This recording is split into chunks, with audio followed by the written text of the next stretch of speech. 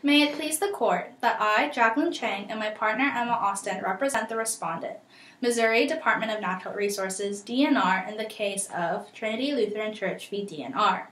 The question presented before us today is whether or not funding a playground associated with a church violates the Establishment Clause of the First Amendment. The facts of the case include that the Learning Center, a preschool and daycare, became a part of the Trinity Lutheran Church in 1985. Religious beliefs were incorporated into the daily lesson programs at the daycare. When the Learning Center wanted to build a playground and applied for the Playground Scrap Tire Surface Material Grants, the Missouri Department of Natural Resources rejected Trinity's application under Article 1, Section 7 of the Missouri Constitution, which prohibits the government from giving money to an institution affiliated with a church or religious sect. As a result, Trinity sued, arguing a violation of the Equal Protection Clause and a violation of the Free Exercise Clause under the First Amendment. The First Amendment, alongside the Equal Protection Clause of the 14th Amendment, establishes that neither the federal nor state government are allowed to inhibit the free exercise of religion. The funding of a playground associated with a church is a violation of the Establishment Clause. The U.S. Constitution states that Congress shall make no law respecting an establishment of religion. As decided in Everson v. Board of Education of the Township of Ewing, as well as Zelman v. Simmons-Harris, it is a direct violation of the Establishment Clause for any state or federal government to grant money to a religious organization.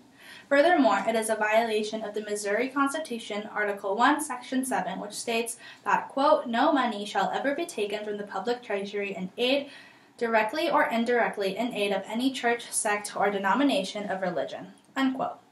The DNR granting aid to create a playground for a daycare associated with the Trinity Lutheran Church shows an indirect aid to the religion, since a daycare with a playground makes the religious daycare more attractive to parents than a daycare without one.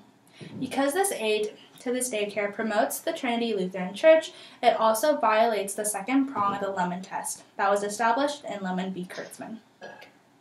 With the religious teachings integrated into the daily schedule of the daycare, the Learning Center parallels a parochial school, which are designed to not only educate students, but also to promote a religion. Established in Everson v. Board of Education and upheld in Board of Education v. Allen and Zelman v. Simmons-Harris, the Supreme Court has continued to uphold that grants to parochial schools are only allowed when the money directly goes to the students or parents, not the religious organization. In this case, the grants from the DNR would go directly to the Learning Center, contradicting the ruling of Board of Education v. Allen, Everson v. Board of Education, and Zelman v. Simmons-Harris. All right, let's go to questions.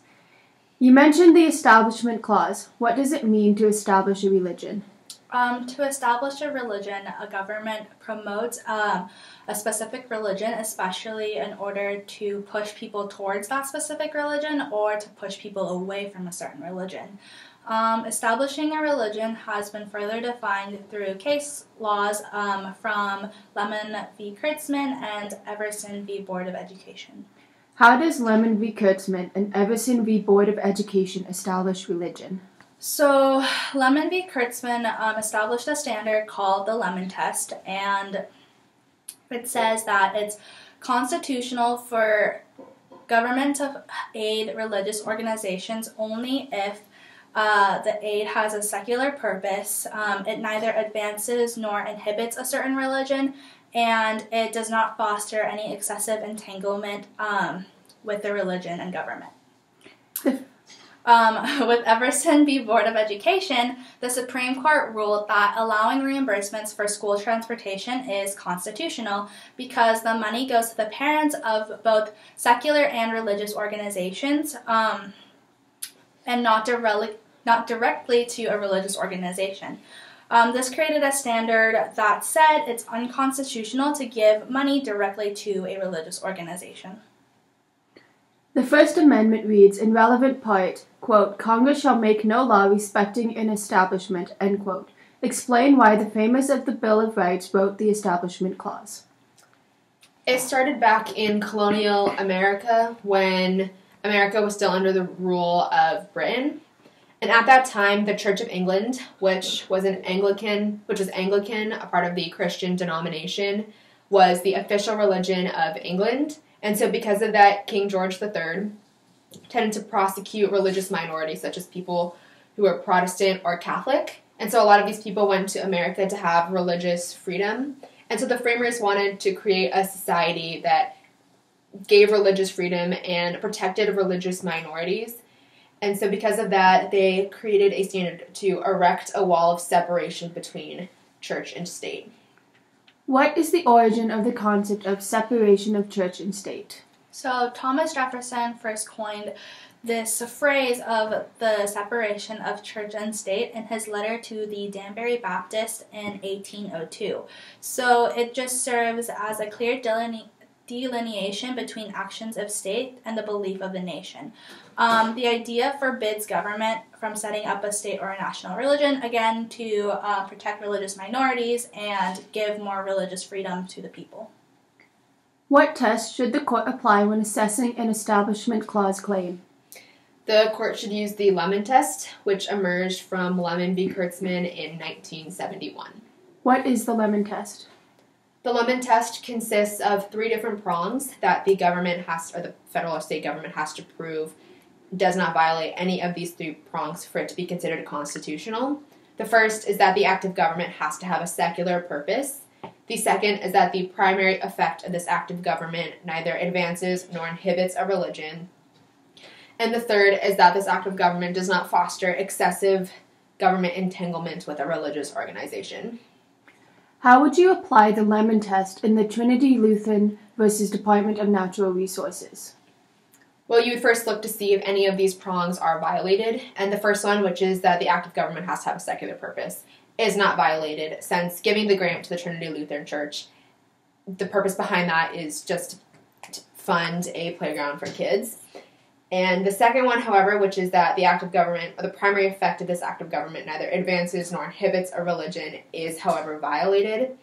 And that's because giving money to help create a playground to a religious daycare may make that daycare look more attractive compared to secular institutions, and may make parents more likely to send their kids to that daycare. And the third one, which is that this act of government does not foster excessive entanglement, is not violated. What are the benefits of the state funding the Trinity Playground? There aren't many benefits for the state to fund the Trinity Playground. However, it could open up opportunities for other religions to receive funding from the government. What are the costs of the state funding the Trinity Playground?